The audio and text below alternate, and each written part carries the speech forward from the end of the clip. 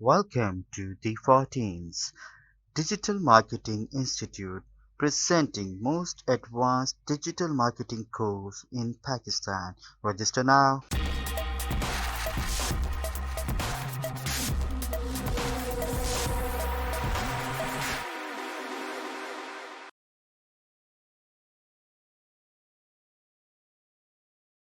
Assalamu alaikum everyone. This is Sajid Hassan Rizvi, your mentor. Or in this class, I will teach you how to use the clone stamp tool in Photoshop. तो आइए start करते हैं। ये देखें जी, यहाँ पर हमारे पास जो है वो एक बाइक ली हुई है मैंने। अब आप देखें कि इसका अभी तक जो है ये बाइक, अगर इसकी वॉल को देखें हम थोड़ा, तो इसकी वॉल जो है वो इस साइड से ये हैंडल के साथ इसकी बैकग्राउंड है। यहाँ पर जो है कुछ नहीं है। यहाँ पे एक आपको जो है वो विंडो नजर आ रहा है और उसके बाद इसकी बैक है।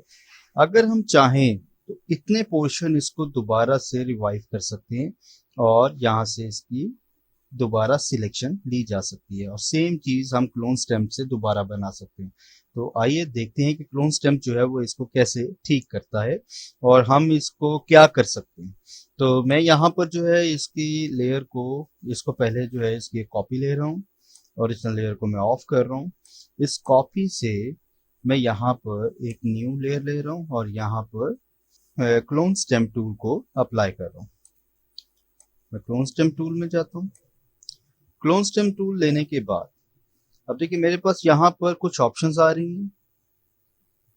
ये मेरे पास जो है ये क्लोन स्टेम्प की, अगर मैंने उसको दिया कि क्लोन सोर्स आ गया, जैसे मैंने इसके ऊपर क्लिक किया ऑप्शंस आ गई।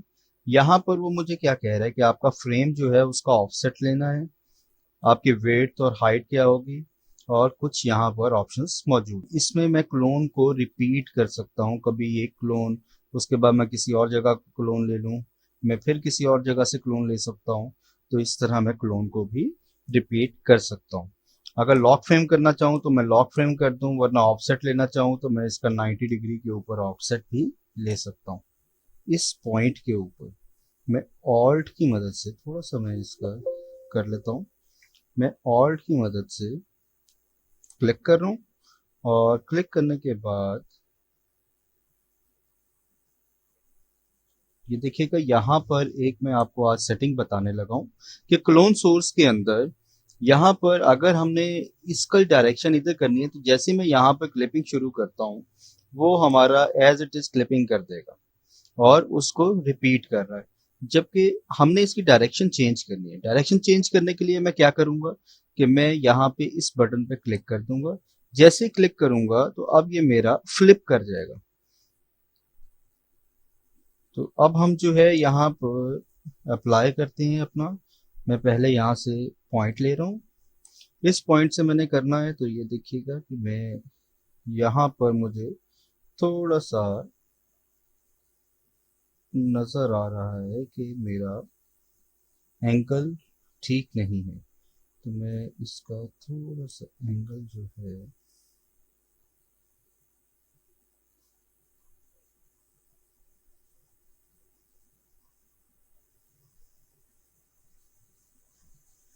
ये करता हूँ। अब देखिए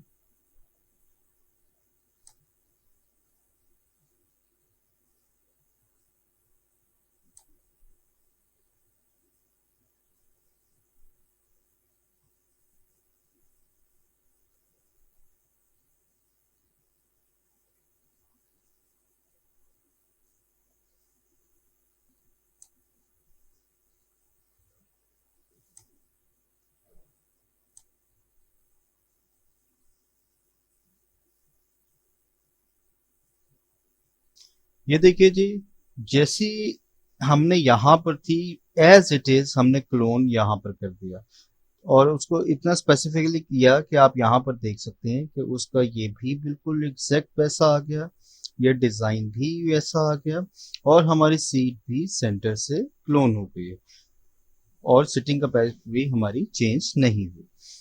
तो ये चीजें इस तरह की बहुत सारी हम वैरायटी जो है वो अपने फोटोशॉप के अंदर क्रिएट कर सकते हैं। इसके लिए हमें एंगल चाहिए, हमें एंगल लाजमी चाहिए होता है। हमें हमारी डायरेक्शंस जो हैं वो पता होनी चाहिए। अभी हमने क्या किया है कि हमने यहाँ से क्लोन लिया था, जब अप्लाई करने लगे थे तो वॉल टेढ़ी थी। पहले हमने वॉल को सीधा किया उसको थोड़ा सा एंगल देकर। एंगल देने के बाद हमने वहीं से उसकी क्लोनिंग स्टार्ट की। तो सेम चीज हमारी दूसरे एंगल में आकर क्लोन हो गई और हमने अपनी बाइक को इस तरह से बना लिया। तो है ना मजे की चीज। अब आई होप कि आपको क्लोन स्टेम टूल पसंद आएगा। आइए अब कुछ और बनाना सीखते हैं। ले जी, ये एक और बड़ी प्यारी सी पिक्चर है। इसमें हमारे पास जो है ये एक स्क्विरल सा बना हुआ है। मैं चाहता हूं कि ये स्क्विरल मेरे पास दो हो जाएं। तो क्या करेंगे, हम सबसे पहले इसकी एक और लेयर ले लेंगे। उस लेयर पे हम यहाँ पर ऑल्ट की मदद से मैं एक पिक पॉइंट लूंगा जहां से मैंने इसको ड्रॉ करना है, और उसके बाद दूसरे सेक्शन पर जाकर यहाँ पे मैं उसको ड्रॉ करना शुरू कर दूंगा। देखिए एक तरफ मैं उसको ड्रॉ कर रहा हूँ, लेकिन अगर आप मेरी दूसरी तरफ देखें तो एक प्लस का साइन जो है वो वहां पर चल रहा है। प्लस का साइन हमें ये बता रहा है कि आपका ये जो स्क्विरल है ये कहाँ से इस टाइम वो सैम्पलिंग कहाँ से ले रहा है उसकी। ये देखिए, ये हमने एक से दो स्क्विरल कर दी और बिल्कुल आपको महसूस नहीं हो रहा कि ये स्क्विरल जो है ये ऑलरेडी यहाँ पर थे, या बिल्कुल भी नहीं। ठीक है, लेकिन अब यहाँ पर भी अगर हम करना चाहें कि जब हम दूसरा स्क्विरल बनाए उसका एक तो डायरेक्शन भी चेंज हो और दूसरी उसकी साइड भी चेंज हो, तो वो कैसे करेंगे। यहाँ पर मैं इस लेयर को बंद कर रहा हूँ, एक और लेयर ले रहा हूँ, और यहाँ पर देखिएगा मैं फिर से क्लोन स्टेम से क्लोन कर रहा हूँ। मैं दोबारा यहाँ पर क्लोन स्टेम की प्रॉपर्टी में जा रहा हूँ। अब प्रॉपर्टी में जाने के बाद एक तो मैं इस बटन को सिलेक्ट कर रहा हूँ। सिलेक्ट करने से ये क्या होगा, मेरा फ्लिप हॉरिजॉन्टल हो जाएगा। यानी अगर ये वाली साइड ये हो जाएगी और ये वाली साइड ये हो जाएगी। अब उसके बाद मैं यहाँ पर उसका अब एंगल की जरूरत नहीं है। और दूसरी चीज ये कि मैं यहाँ से देखिए उसका साइज भी थोड़ा छोटा कर सकता हूँ। ये मुझे बता रहा है कि पहले ये इमेज था, अब मैं साइज को थोड़ा छोटा करता हूँ। और छोटा करने के बाद अब यहाँ पर मैं, तो ये देखिए एक और स्क्विरल हमारा तैयार हो गया। बट दिस टाइम उसकी जो साइज और उसकी जो डायरेक्शन है वो हमने चेंज कर दी। तो क्लोन स्टेम टूल से हमने दो स्क्विरल बना दिए एट द सेम टाइम। हाँ जी, है ना ये मजे का टूल। अभी तक जो है वो हमने क्लोन स्टम्प में आपको बताया कि क्लोन स्टम्प से हम चीजों को मल्टीप्लाई कैसे करते हैं, कैसे उनको जो है वो हम दोबारा क्लोन कर देते हैं। इसके साथ साथ इसकी और क्या वर्किंग है हम ये भी अभी सीखते हैं। और सीखने के बाद अभी आइए कुछ और चीजों को इसको परखते हैं। अभी मैं आपको एक और चीज बताने लगा हूं। मैं एक और लेयर ले लेता हूं। इस लेयर पर मैं आपको क्लोन यहां से ले रहा हूं, और पिक करने के बाद अभी मैंने हॉरिजॉन्टल किया था, ये देखिएगा मैं वर्टिकली करने लगा हूं। मैं वर्टिकली करके जब इसको ड्रॉ करता हूँ, पहले उसकी डायरेक्शन जो है वो हमने हॉरिजॉन्टली चेंज की थी, अब हमने वर्टिकली चेंज कर दी है। तो अगर हमने कोई चीज ऐसे क्लोन करनी हो कि हम वो वर्टिकली प्लेस हो और हमने उसको ऊपर और नीचे ओवरलैप करना हो और बराबर करना हो, तो फिर हम वर्टिकली इस चीज को क्लिक कर लेते हैं। तो ये था हमारा फ्लिप वर्टिकल, ये था हमारा फ्लिप हॉरिजॉन्टल। इसी तरह हम वर्टिकल डायरेक्शन को भी कम ज्यादा कर सकते हैं। यहाँ पे ये चेन का बटन है। अभी मैंने जब छोटा किया है तो वो हॉरिजॉन्टल और वर्टिकल दोनों साइडों पे एक ही साथ छोटा हुआ है। और अगर मैं यहाँ पे इसको बड़ा करना चाहता हूँ तो देखिए ये इकट्ठी वैल्यूज जो है वो इंक्रीज हो रही हैं। अगर मैं यहाँ पे चेन के बटन पे क्लिक कर दूं तो अब इसकी हॉरिजॉन्टल वैल्यू बढ़ेगी और वर्टिकल वैल्यू वो ही रहेगी। तो इसमें काफी डिफॉर्मेशन का खदशा होता है क्योंकि एक वैल्यू नहीं होती, इसीलिए ये चेन को ओपन रखना पड़ता है। इसके बाद यहाँ पे ऑफसेट आ जाता है कि ऑफसेट क्या है, ये प्री डिफाइंड होता है। यहाँ पे एंगल है, जैसे हमने पिछली उसमें चेंज किया एंगल। अगर मैं चाहता हूँ कि मैं आपको एक और में करके दिखा देता हूँ। यहाँ अब मैं इसको क्रोम नहीं कर रहा, इसको मैं रिवर्स हॉरिजॉन्टल और वर्टिकल फ्लिप नहीं कर रहा। अब मैं इसका सिर्फ एंगल चेंज कर रहा हूँ। मैं यहाँ पर इसकी एक पॉइंट ले लेता हूँ। उसके बाद यहाँ पर मैं 25 का सपोज एंगल देता हूँ। तो देखिएगा अब मैं जब उसकी क्लोनिंग करूंगा तो वो एक खास एंगल के अंदर क्लोनिंग होगी। ये देखिए, तो इस तरह से हम उसके एंगल को भी चेंज कर सकते हैं। तो ये थी हमारी कुछ प्रॉपर्टीज क्लोनिंग के हवाले से। इसके बाद अब मैं आपको बताता हूं कि हम किसी भी चीज को रिपेयर करने के लिए भी क्लोन स्टेम टूल इस्तेमाल करते हैं। वो कैसे करते हैं आइए देखते हैं। जी व्यूअर्स, अब मैं आपके लिए एक और पिक्चर लेकर आया हूं। इसके अंदर जो है वो हमारा इस इमेज को थोड़ा रीटच होने वाला है। मैं इसकी लेयर के साथ एक और लेयर ऐड करता हूँ इसकी बैकग्राउंड पे। हम उसकी डुप्लीकेट इसलिए लेते हैं ताकि अगर कोई प्रॉब्लम हो जाए तो हमारी जो लेयर है वो डैमेज ना हो, एक्चुअल लेयर। इसलिए हमारे पास ओरिजिनल लेयर सेव रहती है और बाकी की हम उसकी डुप्लीकेट लेयर लेके उस पर काम करते हैं। ठीक है जी, यहाँ पे लेयर रख ली और उसका नाम हमने रख दिया क्लोन स्टेम। जी, अब मैं इसको जरा जूम इन करता हूँ तो देखिएगा इसके ऊपर एक तो ये लाइन आ रही है। अब इसकी टचिंग स्टार्ट करते हैं। सबसे पहले मैं यहाँ से जो है वो क्लोन स्टेम टूल ले रहा हूँ। क्लोन स्टेम टूल लेने के बाद इसकी शॉर्ट की है एस। मैं इसका करीब से एरिया लूंगा और उसी एरिया को यहाँ पर कॉपी करूंगा इसके ऊपर, ताकि वो स्टेम पे हो जाए और हमारा एरिया जो है वो रिपेयर भी हो जाए। अच्छा, अब ये वाला ले लेते हैं एरिया। ये याद रखिएगा कि जो एरिया आप सिलेक्ट करेंगे उसी एरिया को आपने आगे यूज करना है। लेट्स, अब हम जो है इसको थोड़ा और जूम इन कर रहे हैं। मैं यहाँ से ये एरिया सिलेक्ट करता हूँ और ये देखिए इस एरिया के ऊपर जैसा वो ऊपर चल रहा है एरिया वैसा ही नीचे आ रहा है। थोड़ा सा मैं इधर ले लेता हूँ। तो इस तरह ये जो हमारे ब्लेंड्स आ रहे हैं ऊपर, ये ब्लेंड्स हमारे क्लियर हो रहे हैं। ये देखिए कुछ हमारे इधर आ रहे हैं। अब मैं ये वाला एरिया ले रहा हूँ ताकि इस एरिया का कलर जो है वही यहाँ पर है।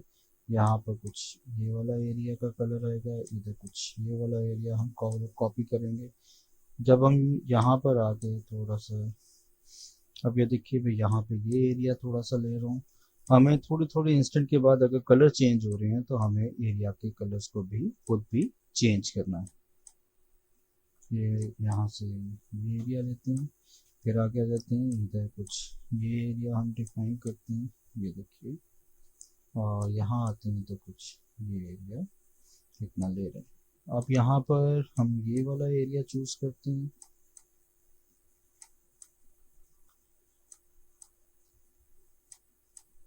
ये देखिए,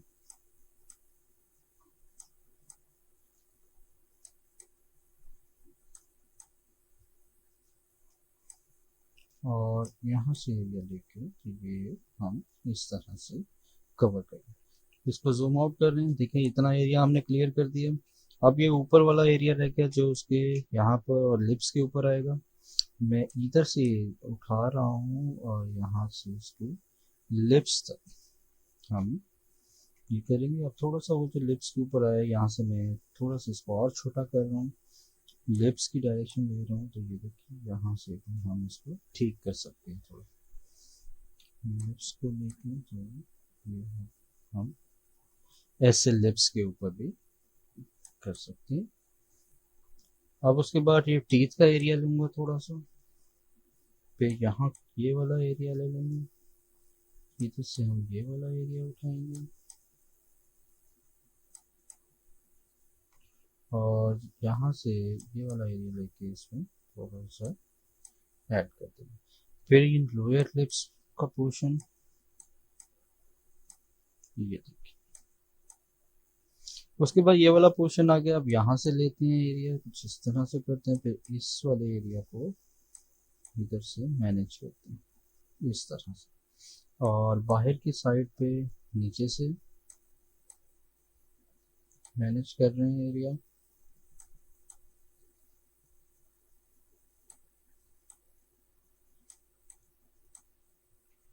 अब थोड़ा आगे आ जाते हैं, यहाँ पे ये वाला पोर्शन ले रहा हूँ मैं थोड़ा। ये देखिए ये सारा यहाँ से क्लियर कर रहे हैं। फिर ये वाला पोर्शन नियरेस्ट आपको बताया कि पोर्शन लेना है तो हम नियरेस्ट लेकर उसके साथ साथ यहाँ पर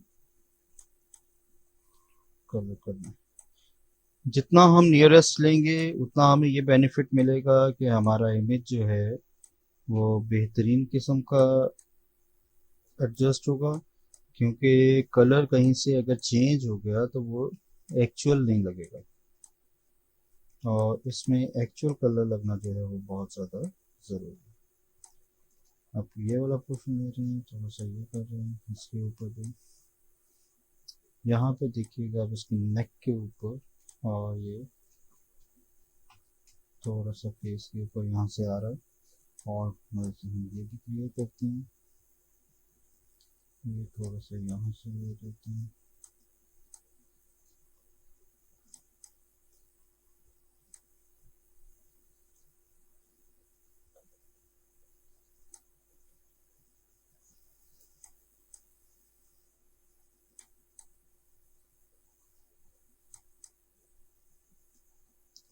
कुछ मैं यहाँ से पोर्शन ले रहा हूँ, ये वाला पोर्शन जो है हम यहाँ से लेंगे, ताकि जहाँ जहाँ पर जो जो लाइट्स आ रही हैं वो लाइट्स एज इट इज़ रहें, और लाइट्स में कोई प्रॉब्लम ना आए पूरे इमेज के अंदर, और इमेज डिस्टॉर्ट ना हो। इसकी लाइट्स के मुताबिक हम यहाँ से एरिया ले लेते हैं, फिर हम यहाँ से एरिया लेके इसको कर रहे हैं, और हम यहाँ से एरिया लेके इसको करते हैं। ये एरिया लेते हैं और यहाँ पर थोड़ा सा इसको करते हैं, ताकि इस एरिया से यहाँ पर लेते हैं और इस एरिया को यहाँ अप्लाई करते हैं। अच्छा, अब ये देखिए यहाँ पर इस एरिया में हम ये अप्लाई कर रहे हैं, इस एरिया से हम ये अप्लाई कर रहे हैं, और ये हमारे साथ साथ चल रहा है। यहाँ से ये वाला एरिया लिए, अब इस साइड पे आ जाते हैं। यहाँ से पहले हमने जो है वो क्लोन स्टेम से इमेज की रिप्लेसमेंट की थी, अब हम रीटचिंग कर रहे हैं।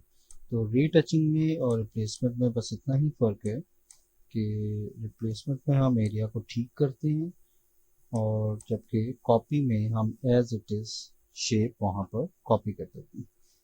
हम थोड़ा सा अब नीचे आते हैं, यहाँ से ये ब्लैक ले रहे हैं और कोशिश कर रहे हैं ब्लैक को यहाँ पे कवर करने। ये थोड़ा सा ये वाला एरिया यहाँ पर मैनेज करेंगे ऐसे। ओके जी, अब थोड़ा मैं सैंपल ज़रा करीब करीब से अब उठाऊंगा, ये देखिए, ताकि कुछ हम इसको कवर कर सकें और इन लाइंस को जो एक इमेज में आई हुई हैं इनको कवर किया जा सके।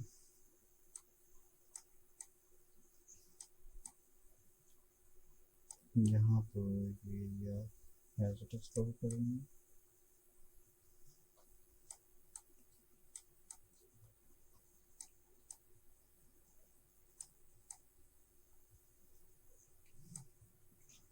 ये थोड़ा सा आ गया, तो यहाँ पे इसको बैलेंस करेंगे।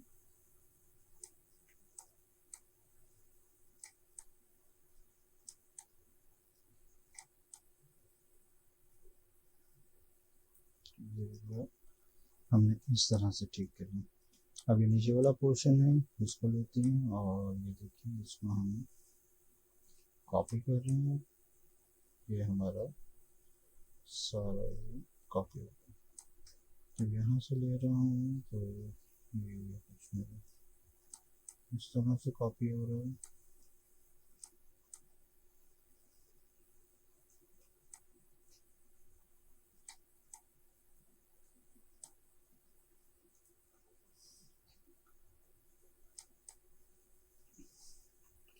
ये देखिए, ये पिक्चर काफ़ी हद तक जो है वो हमारी ठीक हो गई है। यहाँ पे एक छोटा सा ये पोर्शन रह गया है, इसको भी हम इसी तरह ये देखिए कॉपी करके इस एरिया को भी क्लियर कर लेते हैं।